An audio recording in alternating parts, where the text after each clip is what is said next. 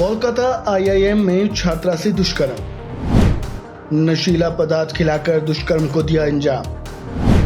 पीड़ित छात्रा को आरोपी ने पीटा भी था। पश्चिम बंगाल में बेटियां कितनी सुरक्षित है, इसका उदाहरण आए दिन देखने को मिल रहा है।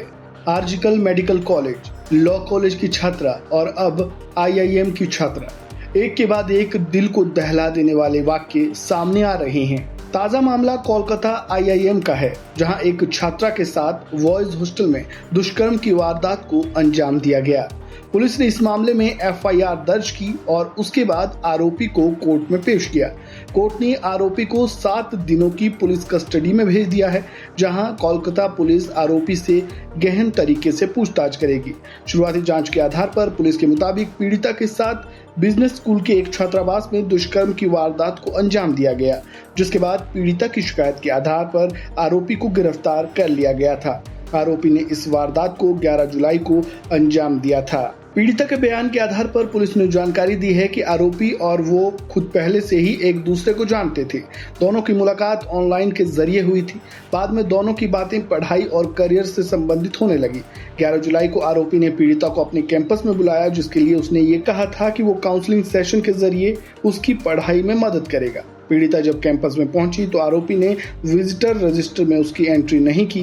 फिर भी उस पर भरोसा कर पीड़िता कैंपस में चली गई। आरोपी ने किसी काम का बहाना बनाया और उसको लड़कों के हॉस्टल में ले गया, जहां पर उसको पिज्जा और पेय पदार्थ पिलाया गया।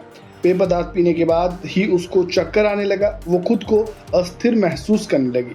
खुद को संभालने के लिहाज से पीड़िता बाथरूम में जाने की बात कहने लगी। यहीं आरोपी की दरिंदगी शुरू हो गई। वो पीड़िता के साथ शारीरिक संबंध बनाने की कोशिश करने लगा, लेकिन जब पीड़िता ने उसको ऐसा करने से मना कर दिया, तब उसने पीड़िता को थप्पड़ जड़ दिया। देखते ही देखते आरोपी पूरी तरह से हिंसक हो गया, उसके साथ मारपीट करने लगा।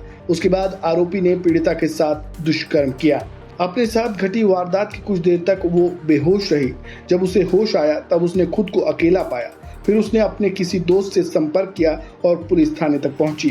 पीड़िता ने इस मामले में ठाकुरपुर और हरिदेवपुर थाने में केस दर्ज कराया है। पुलिस ने बीएनएस की धाराएं 64 और 123 के तहत केस दर्ज कर लिया था, जिसके बाद आरोपी की 7 दिनों की रिमांड पर लेकर अब पूछताछ की जा रही है। बड़ा सवाल ये है कि आखिर पश्चिम बंगाल में छात्राएं सुरक्षित क्यों नहीं हैं? क्या ऐसे दरिंदों को ऐसी क्या सजा तय की जाए कि ऐसी वारदातों को अंजाम देने के बारे में वो सोच भी ना सके? इस खबर में बस इतना ही। बाकी अपडेट्स के लिए जुड़े रहें वन इंडिया हिंदी के साथ। Subscribe to One India and never miss an update. Download the One India app now.